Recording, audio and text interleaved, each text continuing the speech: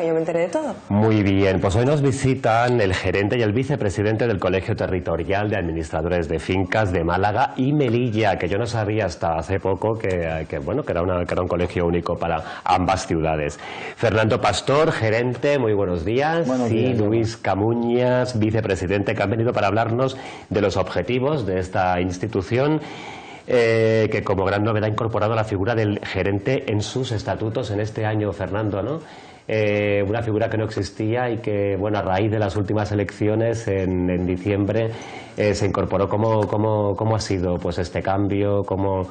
En fin, me gustaría pues eso, preguntaros, aparte de cómo se incorporó pues la figura del gerente, que antes era simplemente un presidente, ¿cuáles son desde sus inicios los objetivos y los retos del Colegio de Administradores de Fincas?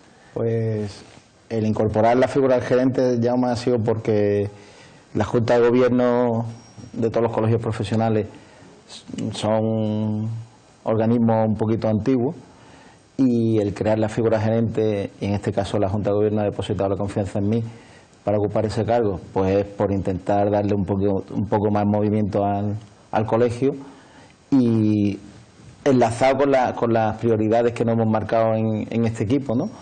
El acercarnos a la ciudadanía, tener más presencia en medios de comunicación, en redes sociales, y para eso, para poder acercar la figura de administrador de fincas, que yo creo que era desconocida en Málaga y en Melilla creo que también, a los ciudadanos, que sepan qué es lo que hacemos, que no solamente somos unos cobradores de recibos de la cuota de comunidad, sino que nos preocupamos por la vivienda, nos preocupamos por el mantenimiento, y eso hay que trabajarlo. No vale con que en el Colegio de Administradores de Fincas tenga una Junta de Gobierno y esté allí.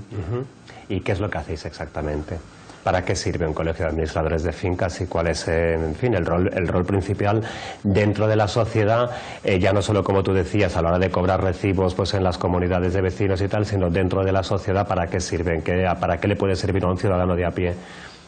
Pues mira, la figura de administrador de fincas es una cosa y la del Colegio de Administradores de Fincas es otra. El Colegio de Administradores de Fincas lo que hacemos es garantizar a los ciudadanos que los servicios que prestan los administradores de fincas cumplen unas normas y unos requisitos, normas deontológicas, que tienen seguros de responsabilidad civil, seguro de caución, y que la profesión está regulada.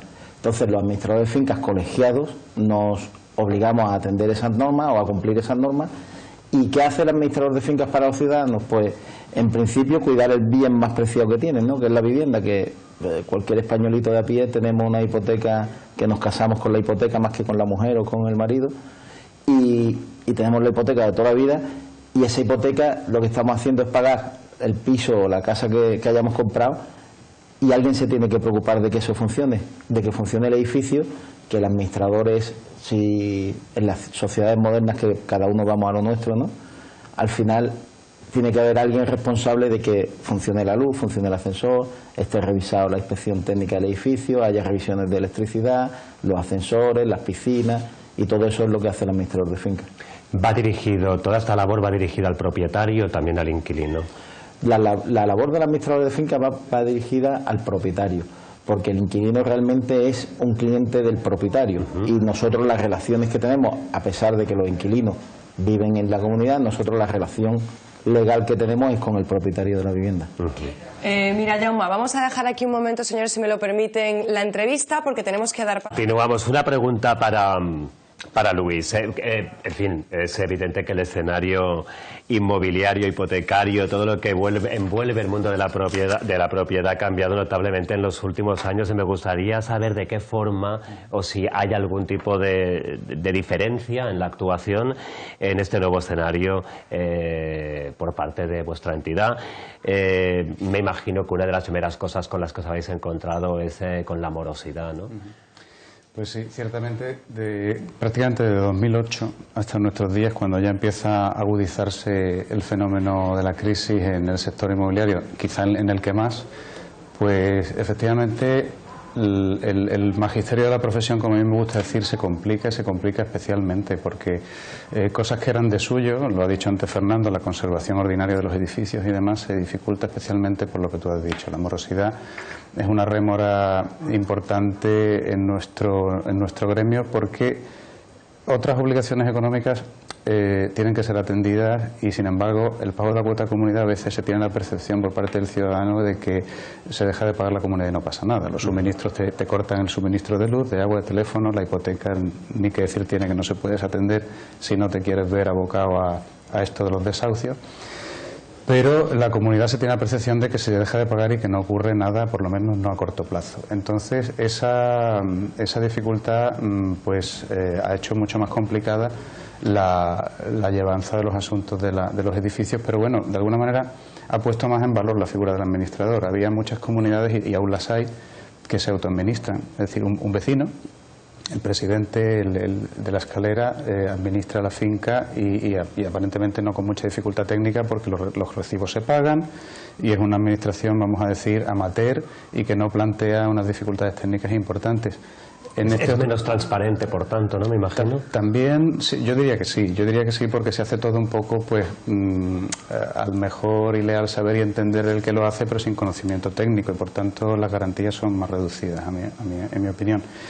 Pero como te decía, la relevancia del profesional colegiado aquí cobra más protagonismo, porque efectivamente todo, ante mayor dificultad de gestión, mayor o más importante es la pericia profesional del que la hace, ¿no? Y bueno, yo creo que, como decía antes Fernando, el hecho de que esa dificultad esté depositada en manos de un profesional colegiado, pues ofrece al ciudadano muchas garantías respecto del que no lo está. Y de ahí que nosotros estemos intentando que el ciudadano perciba la relevancia de contar con profesionales de nuestro colectivo, ¿no? ¿Existen características especiales? Pues vamos a hablar del sur, Málaga, Melilla. ¿Existen unas características especiales en los edificios, en las viviendas, en las comunidades de propietarios? ¿Cuáles son los conflictos más habituales con los que os encontráis? Yo te diría que sí, que hay una característica singular en la provincia de Málaga, y entiendo que también en la ciudad autónoma, que son el fenómeno de la segunda residencia, ¿no? Hay otras ciudades donde no son eminentemente vacacionales o turísticas, aunque todo el territorio lo sea, pero en la Costa del Sol, y entiendo que también en la ciudad autónoma, pues se producirá el fenómeno del propietario de paso, del propietario de segunda o tercera residencia, y eso dificulta más, si cabe, el cuidado del edificio, porque como se tiene la casa de uno, no se tiene el piso de la playa. Eso es una realidad que no se nos escapa a ninguno, ¿no? Después, singularidades, pues también la multiculturalidad aquí y la multinacionalidad en nuestra Costa del Sol son fenómenos también que hacen que nuestra actividad sea un poquito más compleja. Tenemos que introducir el fenómeno de los idiomas, tenemos que introducir también, pues yo te diría, idiosincrasias multinacionales y multiculturales en la propia gestión. Un edificio de vecinos al uso en el centro histórico de una capital no es lo mismo que un residencial donde tienes pues escandinavos, británicos, alemanes y todos ellos mezclados con españoles. Ahí se producen fenómenos socioculturales especiales que requieren también de una atención diferente, ¿no? Y en Melilla, ahora que hablabas de la multiculturalidad y en fin, y de que hay una gran parte de la población que es melillense de primera generación y que o a veces ni siquiera, ¿cuáles son, pues os habéis encontrado ya con alguna particularidad, con alguna anécdota que refleje un poquito pues eso? Lo que yo sí te diría, y que hace más diferenciada el ejercicio de la profesión aquí en la ciudad autónoma respecto de Málaga, por ejemplo, pues es que, bueno, pues nos hablaban los compañeros cuando recientemente organizamos un encuentro con algunos compañeros de la ciudad, que pues aquí la administración de los edificios no es tanto en régimen de propiedad horizontal, es decir, muchos propietarios en el mismo edificio, sino lo que denominamos nosotros propiedad vertical, es decir, arrendamientos, un solo propietario de la edificación y luego diferentes personas que alquilan esas viviendas. Aquí se da más ese tipo de gestión porque hay mucha gente de paso. Nos hablaban los compañeros del fenómeno de los transfronterizos, que para nosotros es una cosa bastante poco frecuente y poco conocida, pero aquí parece ser, bueno, conoceréis perfectamente la realidad de la ciudad autónoma en este caso, y efectivamente Melilla es una rara avis dentro del contexto de nuestro colegio territorial, y se me ocurre que incluso en el contexto de los colegios de toda España, ¿no? ¿Trabajáis coordinadamente con algún otro tipo de agente, vamos, con cierta solvencia, abogados, inmobiliarias, promotores, consejerías, instituciones públicas? ¿Qué rol tienen todos estos agentes dentro del trabajo que realizáis? Me imagino que será importante también coordinaros, ¿no? Efectivamente, y de hecho, como decía antes Fernando, una de las principales patas de nuestro proyecto al frente de la gestión del Colegio de Málaga y Melilla es la colaboración y la potenciación de las relaciones institucionales, porque, como tú bien dices, en la prestación de los servicios intervienen técnicos, letrados, arquitectos, aparejadores, etcétera, e incluso instituciones, empresas estratégicas, corporaciones locales.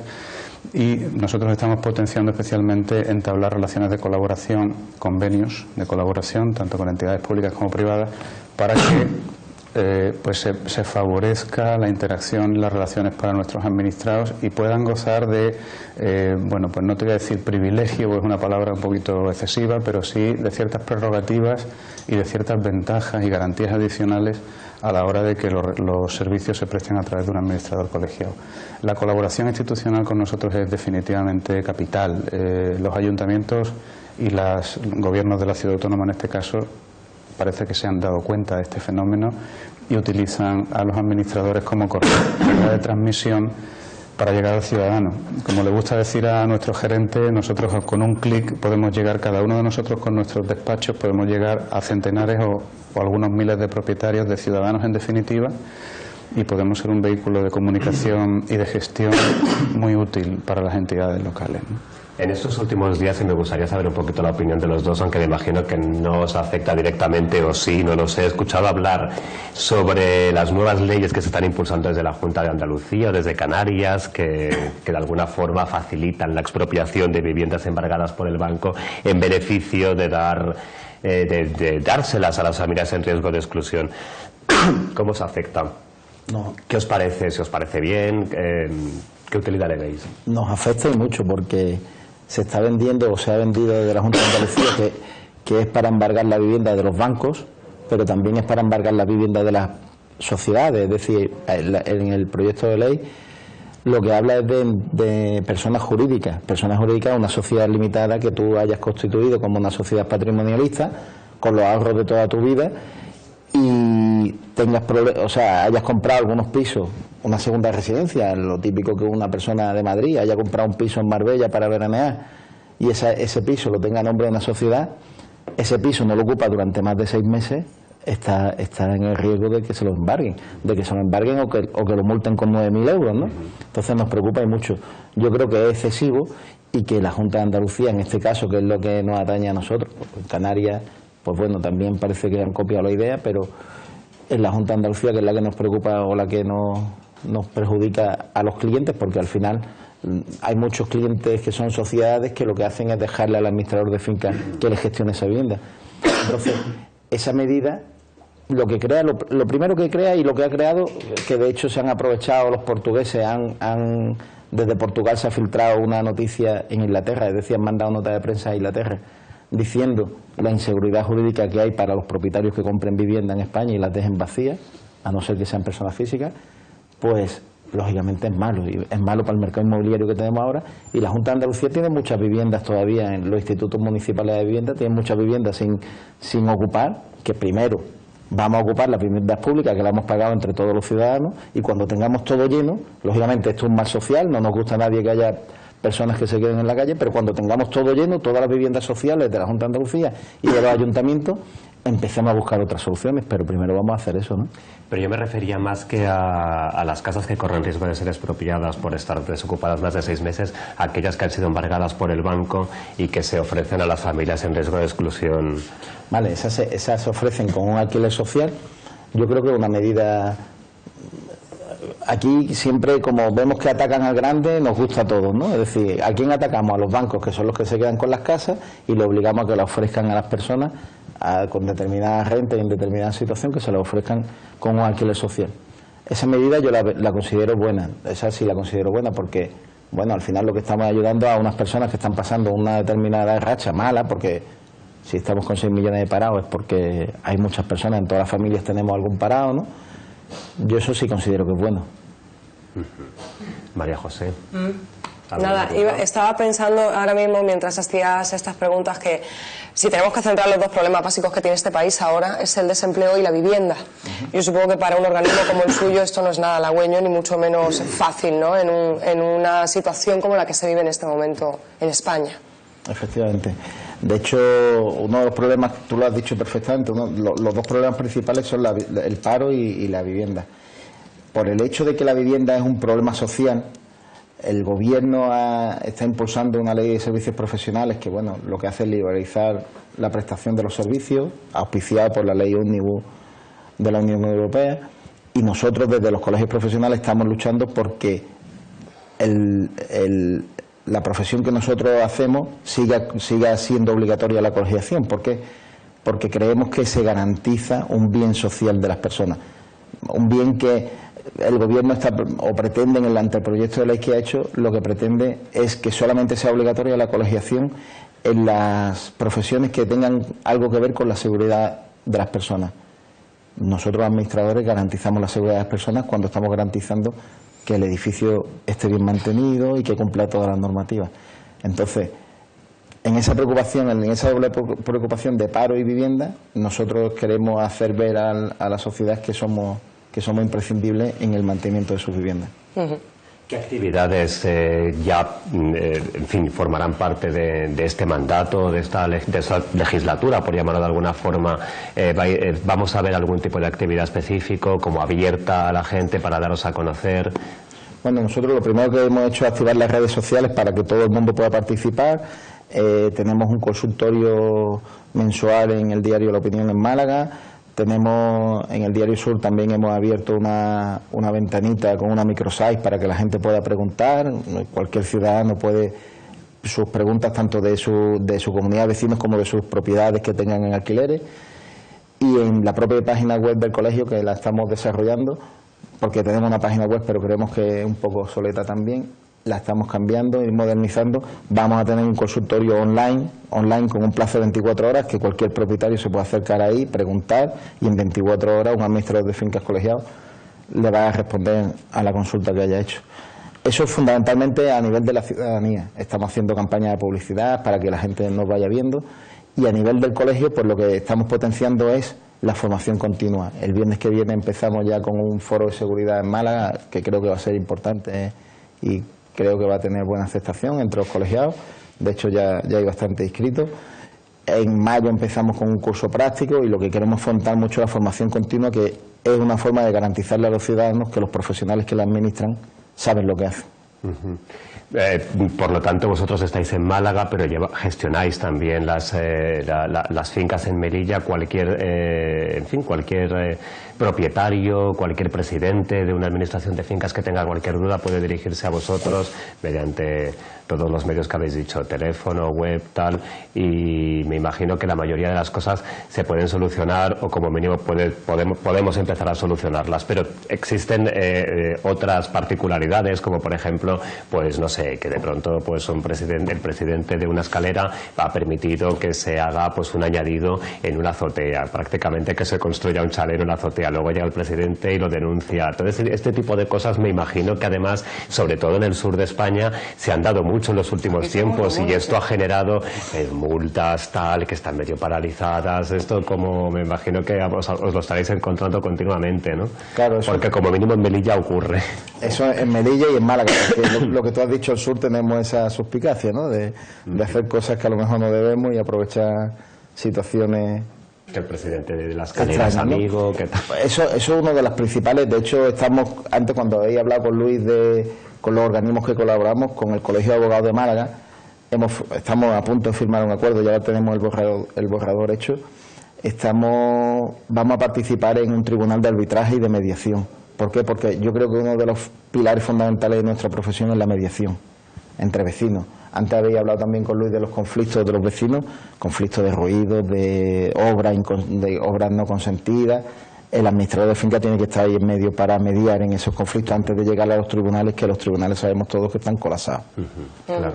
y siempre es mejor un mal arreglo, un mal apaño, como yo digo, o un buen apaño que llegar a un juicio, ¿no? Los acuerdos a los que se lleguen de alguna forma son vinculantes, pueden sustituir un... Claro, si lo hacemos a través del Tribunal de Arbitraje o de Mediación, sustituimos a la justicia, ¿no?